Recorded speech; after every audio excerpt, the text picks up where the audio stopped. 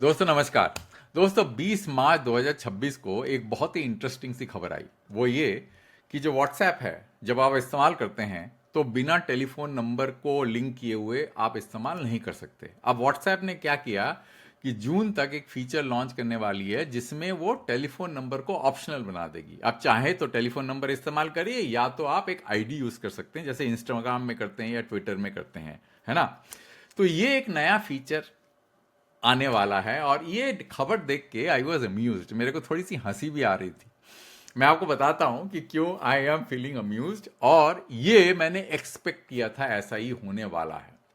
और ये इसलिए क्योंकि आपको सिम बाइंडिंग का टसल तो पता होगा। जितने भी जो है सिम बाइंडिंग के रेगुलेशंस आए हैं उसके ऊपर मैंने यूट्यूब में वीडियो बनाया है। और मैंने लास्ट वीडियो में ये आपको बताया था कि जो सिम बाइंडिंग है इसका मेन नैरेटिव है फ्रॉड प्रिवेंशन का, पर इससे फ्रॉड प्रिवेंशन अचीव नहीं होता। आप ये वीडियो देख सकते हैं, मैं इसका लिंक डिस्क्रिप्शन में डाल दूंगा। फिर भी सरकार चाहती है कि सिम को बाइंड कर दिया जाए with all the OTT app, and बिना बाइंडिंग के वो काम ना करे।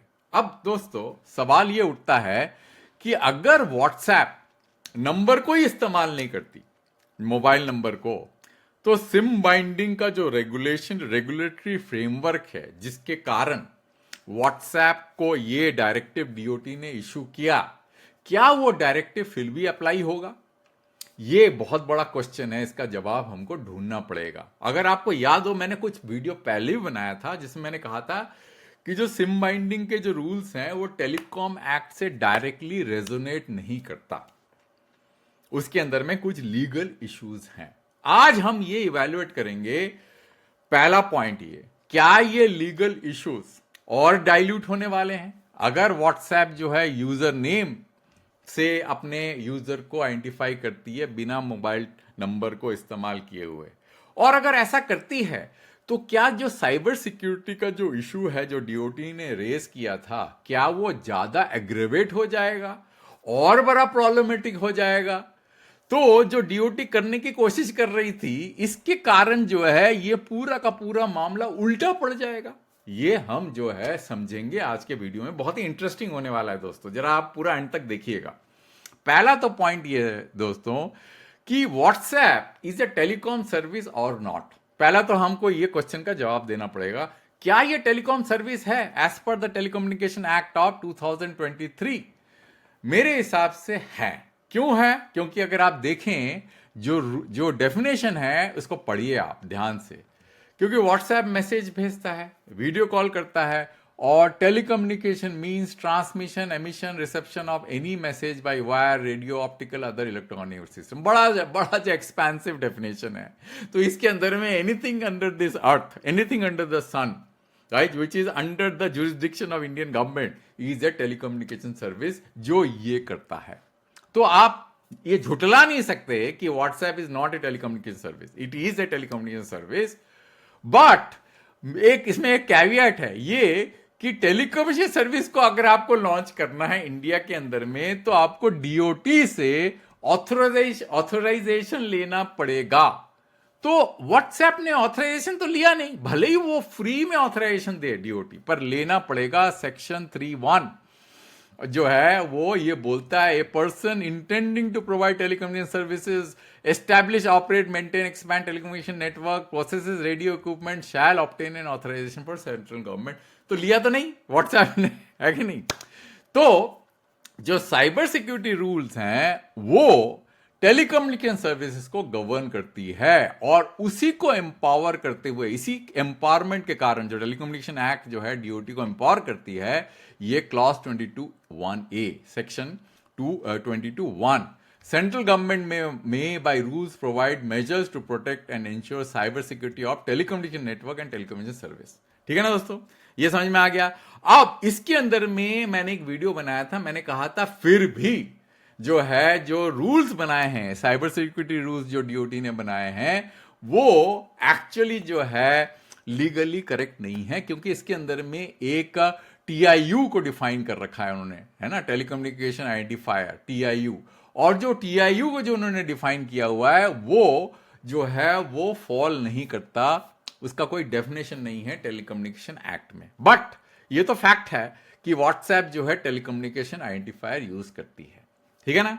तो मेरे हिसाब से लीगल इश्यूज जो है वो काफी क्वेश्चनेबल है, डिबेटेबल है, क्लियर नहीं है ना, कि whether it is purely a legal issue where WhatsApp can be considered as a telecommunication service, where DOT has jurisdiction, clear जो है डायरेक्ट मतलब व्यू कोई भी देगा नहीं जब तक वो कोर्ट में ये मामला जाके ये लिटिगेट होके फिर फाइनल डिसीजन नहीं आ जाता। वो पता नहीं होगा कि नहीं होगा। पर आज के वीडियो में आपको क्यों मैं ये वीडियो बना रहा हूं, मैं वीडियो इसलिए बना रहा हूं, अगर आपको याद हो मैंने ये एक वीडियो बनाया था, sim binding is not equal to fraud prevention, why operator still hold the key. अगर डीओटी को रियली अपने देश की सुरक्षा की चिंता है तो सिम बाइंडिंग जो है वो जो कर रही है वो बिना ऑपरेटर को इन्वॉल्व किए बिना वो अचीव करना एक्चुअली कोई पर्पस सॉल्व नहीं करता। तो ये वीडियो आप देखिए, इससे आपको समझ में आएगा कि ऑपरेटर होल्ड द की। बिना ऑपरेटर के इन्वॉल्वमेंट में आप सिम बाइंडिंग करेंगे तो क्योंकि ऐप को कोई समझ में नहीं आता, जब तक उसका पूरी विजिबिलिटी नहीं है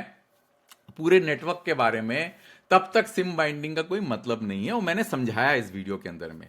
अब मैं आज बताऊंगा, अगर ये व्हाट्सएप इस तरह के नंबर बेस्ड सिस्टम से हटके यूजर नेम पे आ जाती है और पूरी तरह से माइग्रेट कर जाती है, तो क्या वो डीओटी फिर भी व्हाट्सएप को इंपोज कर सकती है कि भाई आप साइबर सिक्योरिटी रूल्स को फॉलो करिए और सिम बाइंडिंग भी करिए?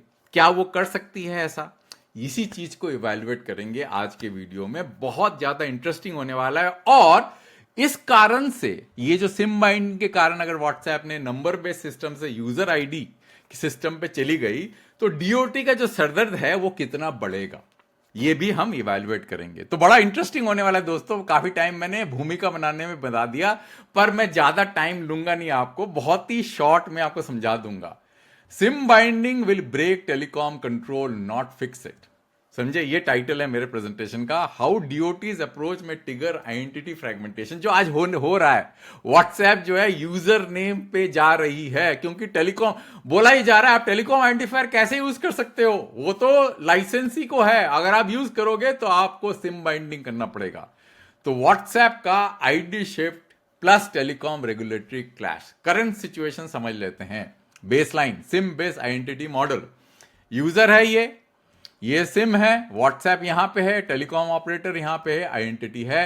Today identity is anchor to the sim, क्योंकि बिना सिम के आप आइडेंटिटी एस्टैब्लिश कर नहीं सकते। आप कैसे पहचानेंगे कौन क्या है? तो अगर केवाईसी ठीक से है तो फिर व्हाट्सएप अगर जो है सिम से अगर लिंक करती है और उसको थ्रू जो है आइडेंटिटी एस्टैब्लिश करती है, ये सिस्टम रीजनेबली सिक्योर है। और जो नंबर को टेलीकॉम ऑपरेटर सिस्टम से निकाल देते हैं या ड्यूटी उसको ब्लैकलिस्ट करती है, व्हाट्सएप को भी वो नंबर ब्लैकलिस्ट करना चाहिए। ये तो होना चाहिए और ये सिस्टम मेरे हिसाब से ठीक ठाक काम करना चाहिए, प्रोवाइडेड केवाईसी सिस्टम रोबस्ट हो, ठीक है ना। अच्छा, सिम बाइंडिंग कॉन्सेप्ट, डीओटी का थिंकिंग क्या है, what DoT wants to achieve? DoT चाहती है कि व्हाट्सएप के थ्रू कंट्रोल एंड ट्रेसेबिलिटी हो। इसका मतलब जब कोई मान लीजिए कोई नंबर डीएक्टिवेट हो जाए या नेटवर्क से निकल जाए तो व्हाट्सएप उसमें काम करना नहीं चाहिए। ये डीओटी का सिम बाइंडिंग का मतलब है। ऐप तब तक काम करना चाहिए जब तक उसके अंदर में वो सिम जो ओरिजिनल सिम हो, जिसके थ्रू वो व्हाट्सएप जो है लिंक्ड है, वो जब तक उस डिवाइस में हो तभी वो काम करना चाहिए। डीओटी इससे साइबर सिक्योरिटी अचीव करना चाहती है, फ्रॉड को कम करना चाहती है, ठीक है ना। पर डीओटी ने टेलीकॉम ऑपरेटर को तो लिंक किया ही नहीं। अब जो व्हाट्सएप है उसका जो विजिबिलिटी है ओनली डिवाइस तक है, पर मान लेते हैं कि वो सिम जो है किसी कारण से नेटवर्क से अलग हो गया, बिकॉज ऑफ कवरेज और बिकॉज ऑफ एनी इशू, फिर भी व्हाट्सएप को वो सिम दिखेगा, फिर भी वो व्हाट्सएप चलेगा। तो इससे जो है कोई पूरा पर्पस सॉल्व होता नहीं है, जिस तरह से डीओटी ने अपना जो डायरेक्टिव व्हाट्सएप और बाकी ओटीटी एप्लीकेशन प्रोवाइडर्स को इशू किया है। इसी कारण से सिम बाइंडिंग फेल होता है, क्योंकि व्हाट्सएप रियल आइडेंटिटी को देख नहीं पाता, क्योंकि देर इज अ ब्रेकेज, मतलब ब्रेक हो सकता है भाई। फिजिकल सिम तो प्रेजेंट है पर नेटवर्क से ब्रेक हो गया, कवरेज के कारण, किसी और कारण के कारण। तो अगर सिम का जो presence with in the device does not guarantee, ये गारंटी नहीं देता कि वो यूजर जो है वो लीगल है, ऑथेंटिक है, वो नंबर अलाइव है, वो रीअसाइन नहीं है, क्योंकि फिजिकल सिम ही तो देख रहे हो आप, ऑपरेटर से तो पूछ नहीं रहे। तो इस कारण से application do not control identity verification, mobile operators does it, which is what I had explain in my earlier video. ये वीडियो में मैंने इसलिए समझाया था, इसको देखना बहुत जरूरी है आपके लिए। अच्छा, उसके बाद नेक्स्ट क्या है, WhatsApp ID shift, turning point, big disruption. बोला यह जा रहा है कि व्हाट्सएप जो है अपना इकोसिस्टम को कंट्रोल करना चाहती है, अपने यूजर्स को टेलीग्राम में नहीं जाना देना चाहती है, सिग्नल में जाना नहीं चाहती। अरे भाई, व्हाट्सएप के बिना कोई काम ही नहीं चलता इंडिया के अंदर में। अगर आप एक बार व्हाट्सएप के इकोसिस्टम में, आप निकल के किसी दूसरे इकोसिस्टम में क्यों जाओगे भाई, जब तक कोई नेसेसिटी ना हो, है ना। आप जितना बड़ा इकोसिस्टम होगा आप उसी में रहोगे। तो उसको आईडी में शिफ्ट करके अगर ये बोला जाए कि नहीं, मैं अपने से इकोसिस्टम को प्रिवेंट कर, मतलब I just want to protect my turf, this is not an narrative which I will believe, मैं बिलीव नहीं करता, ठीक है ना। इसका मेन जो है, जो डायरेक्शन है और जो मोटिवेशन है, वो मेरे को लगता है ये डीओटी का इंटरवेंशन और रेगुलेटर का इंटरवेंशन कि आप टेलीकॉम आइडेंटिफायर कैसे यूज कर सकते हो।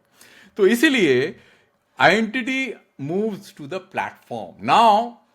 पहले टेलीकॉम ऑपरेटर का आइडेंटिटी यूज कर रहे हैं, मतलब मेरे को करना ही नहीं है आपका, आप इतना वो करोगे तो मैं नहीं करूंगा, ठीक है ना। तो व्हाट्सएप बोले मैं तो अपना यूजर आईडी यूज करूंगा, आप अपना आइडेंटिटी अपने पास रखो। अब इससे क्या होगा, बहुत बड़ा कैओस हो जाएगा, it will open a Pandora's box. मैं आपको बताता हूं क्यों। अभी तक तो जो है केवाईसी का एटलीस्ट थ्योरेटिकली आपके कंट्रोल में था। जब तक आपके पास मोबाइल आइडेंटिफायर है, वो मोबाइल आइडेंटिफायर आप कंट्रोल कर सकते हैं, उसको आप आधार से लिंक कर सकते हैं, ऑपरेटर को बोल सकते हैं भैया इलीगल नंबर हो उसको इमीडिएटली डिसेबल करो, और व्हाट्सएप को ऑपरेटर के साथ में लिंक करवा के अपने आइडेंटिटी वेरीफाई कर सकते हैं। सिम बाइंडिंग से तो कुछ खास अचीव होने वाला नहीं है, पर ऑपरेटर के थ्रू, जो मैंने बताया था जीएसएमए का जो प्रोटोकॉल है, उसके थ्रू करवा सकते हैं। तो जब तक व्हाट्सएप आइडेंटिटी मतलब मोबाइल नंबर से लिंक्ड है, तो एक कंट्रोल्ड इकोसिस्टम का पार्ट है वो, जो कि सरकार के पास में कंट्रोल है उसका। जैसे ही वो उससे निकल जाएगा, सरकार का कंट्रोल ही खत्म हो जाएगा, बिकॉज नाउ सरकार को एक नया केवाईसी वेरिफिकेशन सिस्टम शुरू करना पड़ेगा फॉर व्हाट्सएप। क्योंकि अगर नहीं करेंगे तो फिर कैसे जो है वो यूजर, जिसका एक यूजर आइडेंटिटी है, उस आइडेंटिटी को कैसे आप वेरीफाई करोगे कि वो फ्रॉड नहीं कर रहा है, वो नहीं कर रहा है। अब मुझे बताइए मेरे को। तो ये सरकार का जो इंपोजिशन है, समथिंग विच इज इम्प्रैक्टिकल, मतलब इंप्लीमेंटेबल ही नहीं था, आधा तरीके से, अधकचरा तरीके से उन्होंने रेगुलेशन इशू किया था, जिसमें मोबाइल ऑपरेटर का ऑब्लिगेशन को पूरी तरह से दरकिनार कर दिया उन्होंने। इससे फ्रैगमेंटेशन हो जाएगा। कभी अभी व्हाट्सएप ने अपना आईडी इशू किया है, कल टेलीग्राम भी करेगा, फिर सिग्नल भी करेगा, फिर आईक्लाउड भी करेगा। अब डीओटी के पास में क्या हैंडल है? डीओटी के पास में हैंडल ये है कि डीओटी चाहे तो टेलीकॉम एक्ट को इन्वोक कर सकती है और बोल सकती है कि भाई आप तो टेलीकॉम सर्विस प्रोवाइडर हो। आप कह सकती है कि देखो आप टेलीकॉम सर्विस प्रोवाइड करते हो, you are falling under definition of telecommunication.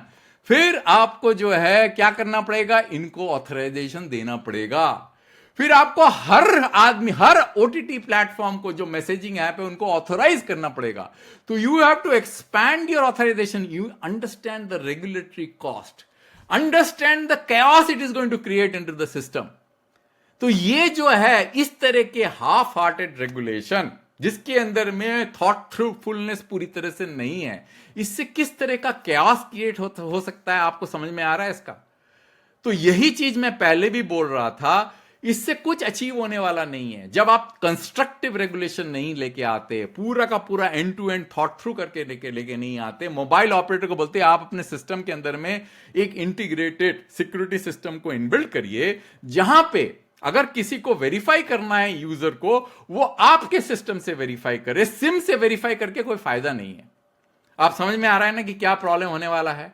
तो होगा क्या कि यही हालत होने वाला है कि आपको अलग से लाइसेंसेस इशू करने पड़ेंगे या ऑथराइजेशन देना पड़ेगा, फिर ही व्हाट्सएप जो है आपके एक्ट के परव्यू में आएगा।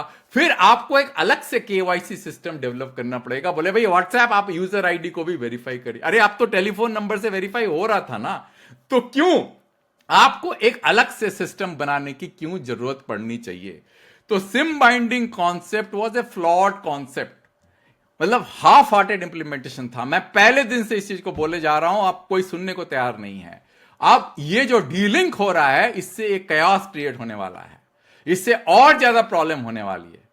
तो ये चीज करना, भाई देखिए आपको तो करना ही पड़ेगा, करना ही पड़ेगा भाई, करना पड़ेगा तो ठीक से बताओ ना कि प्रैक्टिकली कैसे। अब iOS अपना पूरा कंट्रोल देती नहीं है, आपको वेरीफाई करने के लिए नहीं देती है। एंड्रॉयड देती है तो एंड्रॉयड के नए सिस्टम नहीं देती है। मोबाइल ऑपरेटर को आप जो है पूरी तरह से इन्वॉल्व भी नहीं कर रहे हो। उनको बोलिए भाई आप अलग रहो, और इनको आपने जो है मोबाइल फोन से सिम को वेरीफाई, जिस तरह से आपने आपका जो यूपीआई सिस्टम है, जो कि अलग सिस्टम है, उसमें ट्रांजैक्शंस कम होते हैं, यहां पे हर मैसेज जो है एक ट्रांजैक्शन है।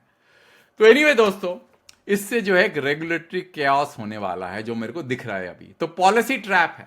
पॉलिसी ट्रैप क्या है? लाइसेंस ऑल, जितने भी ओटीटी एप्लीकेशन है उनको आप ऑथराइजेशन कर दीजिए।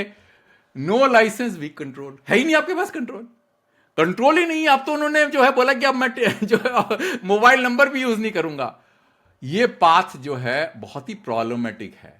अब डीओटी को करना क्या चाहिए? डीओटी को कंस्ट्रक्टिव, सबको बुलाना चाहिए, मोबाइल ऑपरेटर को बुलाना चाहिए, व्हाट्सएप प्लेटफॉर्म को बुलाना चाहिए, बोलना चाहिए इंटीग्रेटेड सिस्टम बनाइए, जिसमें जो मोबाइल ऑपरेटर है उसको पूरी विजिबिलिटी होती है कि नंबर ऑथराइज है कि नहीं, नंबर फ्रॉड है कि नहीं, नंबर रीअसाइन हुआ कि नहीं, नंबर बार हुआ कि नहीं। व्हाट्सएप को तो पता ही नहीं है ये सब बातें। तो जब तक आप मोबाइल ऑपरेटर को वो नहीं बोलेंगे ये करने के लिए, तब तक ये सारा का सारा जो सिम बाइंडिंग जो हो रहा है, और जो डायरेक्टिव है करने के लिए, ये इंप्लीमेंटेड होगा नहीं। और ये जो यूजर आईडी वाला हो, ये तो खेल जो है इस अलग डायरेक्शन में जा रहा है और प्रॉब्लमेटिक होने वाला है। तो दोस्तों, अंत तक वीडियो देखने के लिए बहुत धन्यवाद। मैं एक वीडियो दूसरे टॉपिक में जल्दी लेके आऊंगा।